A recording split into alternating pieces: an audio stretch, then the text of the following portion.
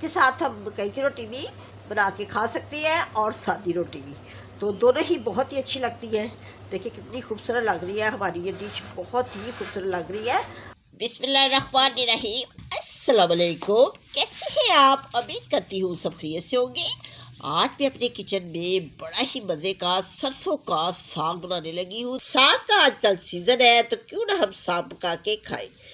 मेरे पास 5 किलो साग है, देसी गंदला का साग है, और 3 किलो पालक है। पालक इसमें लाजमन डालती है। पालक इसलिए डालते हैं कि जो साग है वो डबल मज़े का बनता है।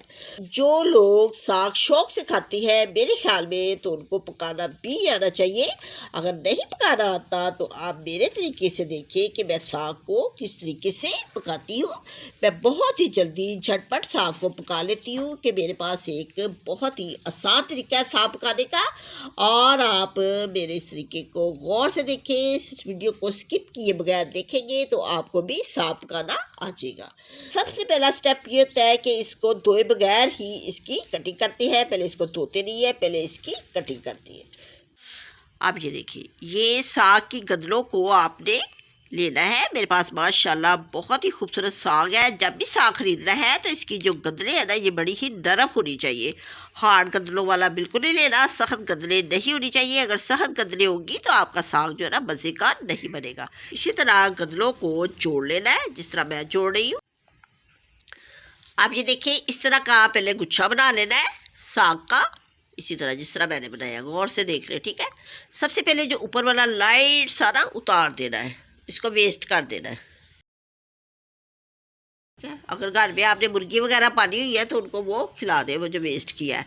अब इसकी ब्रीक ब्रीक कटिंग करनी है, ये देखिए इस तरह छुरी के साथ। अगर आपके पास दातर है तो दातर से कर लें, अगर दातर घर में नहीं है तो आप छुरी के साथ कर सकते हैं, ठीक है।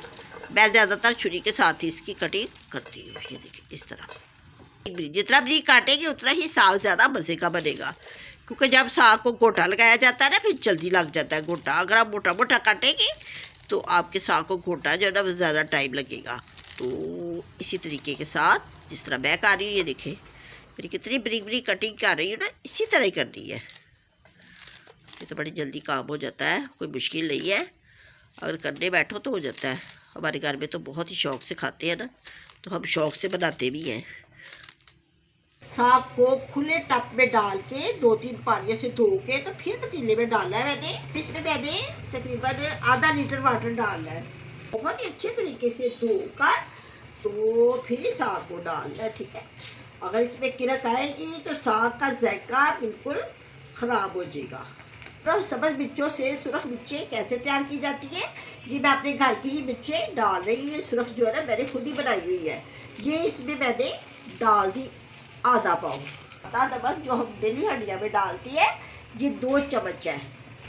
जिसके साथ हम चावल खाते हैं वो वाले चम्मच 2 डालने हैं नमक के।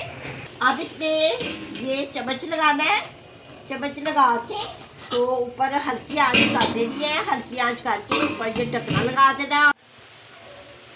माशाल्लाह साग हमारा पक गया है। ये देखिए मैं आपको चेक कराती हूँ। जब हरी मिर्च का कलर चेंज हो जाए और ये जो सुरख मिर्च है रेड वाली, इसका भी कलर चेंज हो गया और साग का कलर भी चेंज हो गया, तो समझिए कि हमारा साग जो है ना गल गया है। 1 घंटा लगा मुझे साग पकाने में, 1 घंटे में बिल्कुल पक जाता है। ये मेरे पास कद्दू का आटा है जो हम डेली रोटी बनाते हैं, ये वो वाला कद्दू का आटा है। ये आटा है इसमें डालते हैं कि साग में जो थोड़ा बहुत पानी है घोटा लगाने से वो भी ख़त्म हो जाएगा। और सबसे पहले आपने ये जो कद्दू का आटा है इसको फ्राई पैन में डाल के लाइट सा सोते कर लेना है, हल्का हल्का सा, कच्चा नहीं डालना। कच्चा डालेंगे तो फिर वो जायका नहीं आएगा। ये देखिए मैं डाल रही हूँ। मैंने ये 2 चम्मच डाले हैं भर के। तो अब मैं इसको ये घोटना, मेरे पास लकड़ी का ये आसानी के साथ बाजार से मिल जाता है, बहुत सस्ता मिलता है। ये 1 मिनट में लाना पड़ता है, बार बार नहीं लाना पड़ता। तो फिर जब भी साग पकाते हैं तो ये लकड़ी का घोटना ही लगाती है, ठीक है। आपने घोटा लगाना है। अगर आपसे घोटा ना लगे तो अपने हस्बैंड को कहीं वो लगा दे या किसी बड़े बेटे को कहीं वो लगा देगा, ठीक है। ये मेरे पास मदानी है, इलेक्ट्रिक मदानी है, आसानी के साथ बाजार से मिल जाती है और हर घर में होती भी है। अगर आपके पास ये घोटना नहीं है या घोटा लगाने वाला कोई नहीं है घर में, तो फिर आप ये इलेक्ट्रिक मदानी से भी घोटा लगा सकते हैं। मेरे हस्बैंड तो घोटा लगा देते हैं इसलिए मैं मैं घोटने से घोटा लगाऊंगी, ठीक है। तो आपके पास आपके अगर हस्बैंड कहना नहीं मानते गोटा लगाने के लिए, तो आप ये इलेक्ट्रिक मदानी ख़रीद लें, इसी के साथ ही गोटा खुद भी लगा सकती है। थोड़े से साग में तड़का लगाती है, सारे साग को कभी तड़का नहीं लगाते। अगर आपने ज़्यादा साग बनाया है तो जितना आपने खाना है बस उतने को ही तड़का लगाना है, ज़्यादा को कभी नहीं लगाना। ज़्यादा को लगाएंगे तो जायका नहीं आएगा, और जो साग बच जाए उसको हम फ्रीज़ कर लेते हैं। माशाल्लाह 8 किलो साग था, तो उसके लिए मैंने ना ये छोटे छोटे बॉक्स भी बनाए हैं और बड़े भी, ठीक है। ये देखिए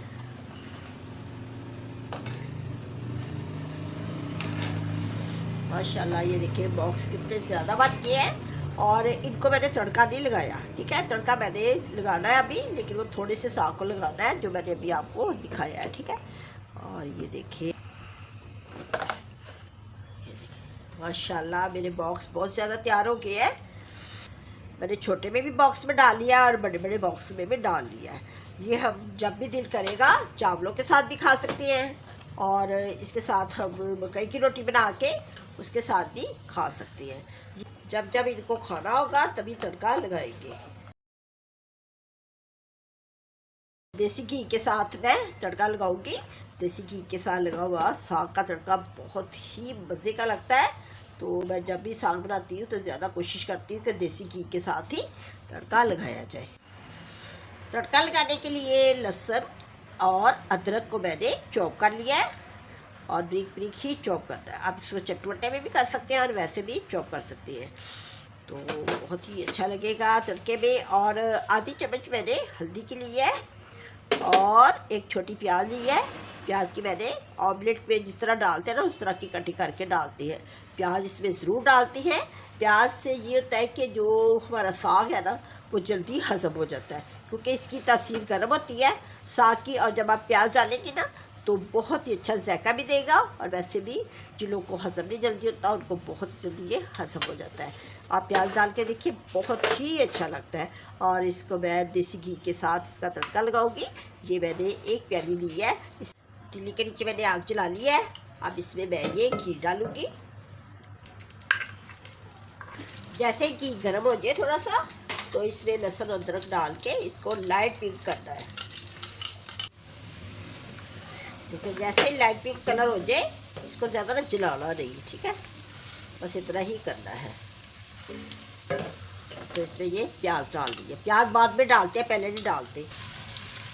थोड़ा सा सोते करना है इसको, और ये साथ ही इसमें ये हल्दी डाल देनी है।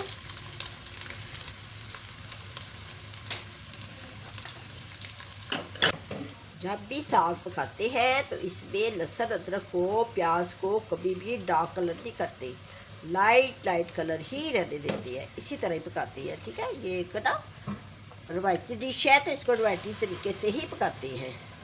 अब इसमें ये देखिए साग डाल देती हूँ। तो कितना मज़े का लग रहा है, देखिए इसकी लुक देखिए कितनी अच्छी लग रही है। और डोई के साथ पकाते हैं। लकड़ी की डोई के साथ पका हुआ साग जो है ना डबल मज़े का हो जाता है। माशाल्लाह साग हमारा बिल्कुल तैयार हो गया है। मैंने 5 मिनट अच्छे तरीके से घी के अंदर मिक्स कर लिया है। और इसकी निशानी ये होती है मिक्स होने की कि इसके ऊपर ये देखिए ऑयल आ जाए ना, जब ये देखिए ऑयल आ गया यानी कि इसके अंदर पानी जो है ना बिल्कुल ख़त्म हो गया। जो थोड़ा बहुत था वो भी ख़त्म हो गया है। हमने इसको जब आटा डाला था तब हमने इसको गोटा लगाया, तब तो उस वक्त ही ख़त्म हो गया था, लेकिन जो थोड़ा बहुत है वो अब कर लेते हैं घी के अंदर डाल के। ये देखिए अब पानी बिल्कुल नहीं है, मैं चूल्हा बंद कर देती हूँ। अब मैं आपको सर्व करके दिखाती हूँ। माशाल्लाह बहुत ही अच्छा लग रहा है, देखिए कितना खूबसूरत लग रहा है। डोई के साथ डाले तो जल्दी डल जाता है। देखिए डोई भी मेरी डीप डोई है, बहुत ही खूबसूरत डोई है। मैं जब भी साग बनाती हूँ तो यही डोई ना यूज़ करती हूँ। ये सुरख मिर्चें लगाते हैं डेकोरेट के लिए, बहुत ही खूबसूरत लगती है, बहुत प्यारी लगती है। तो कुछ लोग टमाटर और गर्म मसाला डालते हैं, वो बिल्कुल नहीं डालना चाहिए, उससे जो साग है ना उसका जायका जो है ना वो अच्छा नहीं लगता। तो जो इसका सही तरीका साग पकाने का वो यही है, क्योंकि ये एक रवायती डिश है तो इसको रवायती तरीके के साथ ही बनाया जाता है। इसके साथ हम मकई की रोटी भी बना के खा सकते हैं और सादी रोटी भी, तो दोनों ही बहुत ही अच्छी लगती है। देखिए कितनी खूबसूरत लग रही है हमारी ये डिश, बहुत ही खूबसूरत लग रही है। अगर आपको मेरा ये तरीका अच्छा लगा है सांप खाने का तो आप अपनी फैमिली वालों के साथ शेयर करें, अपनी फ्रेंड के साथ शेयर करें, तो मुझे बहुत ही अच्छा लगेगा। अपना और अपने प्यारों का बहुत ज़्यादा ख्याल रखें। अल्लाह हाफिज़।